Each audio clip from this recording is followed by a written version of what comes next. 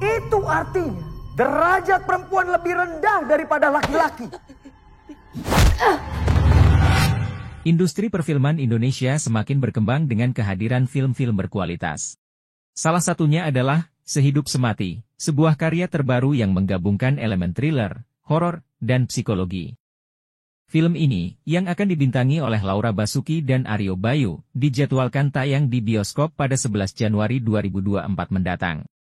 Film bertemakan rumah tangga ini juga menyentil berbagai stigma yang masih melekat di masyarakat. Beberapa sindiran seperti anggapan bahwa derajat perempuan lebih rendah dari pria serta kesabaran istri yang dibalas dengan surga menguak kesengsaraan sebuah pasangan. Dalam trailer Sehidup Semati, penonton dihadapkan pada adegan kekerasan dalam rumah tangga yang dilakukan oleh Ario Bayu terhadap Laura Basuki. Trailer ini menggambarkan ketegangan dan konflik yang melibatkan karakter utama, menciptakan atmosfer yang mencekam sekaligus memicu berbagai emosi penonton.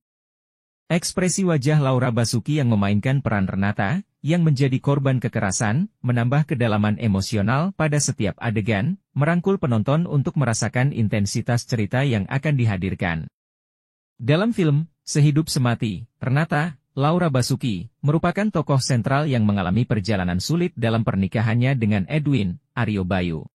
Film ini menggambarkan dengan tajam dampak buruk dari kekerasan dalam rumah tangga, KDRT, dan kompleksitas isu perselingkuhan dalam sebuah hubungan. Pertama-tama, Renata tidak hanya menghadapi tantangan dalam mempertahankan pernikahannya namun juga harus mengatasi perlakuan KDRT yang dialaminya. Sinopsis ini membawa penonton untuk merasakan perjuangan batin Renata dalam menghadapi kekerasan tersebut.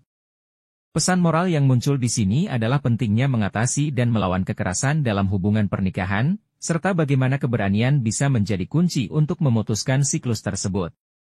Ketika perselingkuhan Edwin terungkap, film ini menggali lebih dalam ke dalam isu perselingkuhan, menyoroti dampaknya pada hubungan dan keluarga.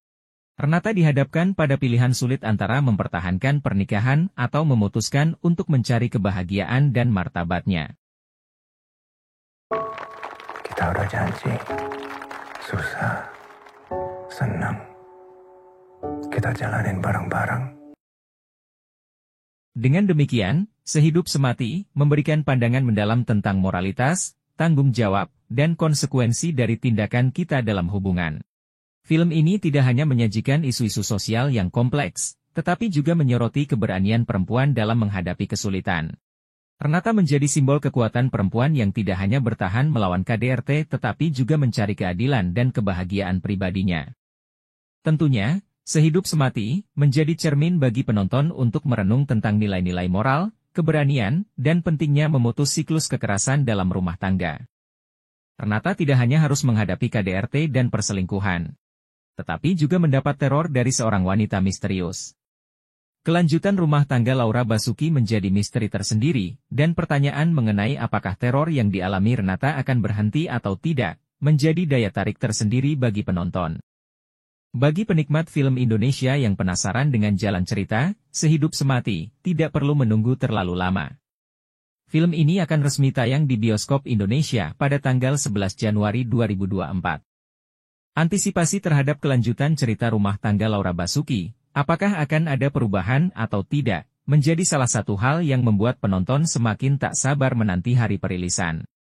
Sehidup Semati bukan hanya sekadar film hiburan, tetapi juga sebuah karya yang mencoba mengangkat isu-isu sosial yang relevan.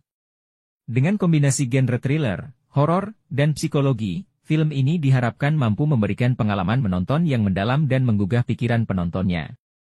Tunggu tanggal perilisan dan saksikan bagaimana Laura Basuki dan Ario Bayu membawakan kisah rumah tangga yang penuh konflik dan misteri ini di layar lebar pada awal tahun 2024.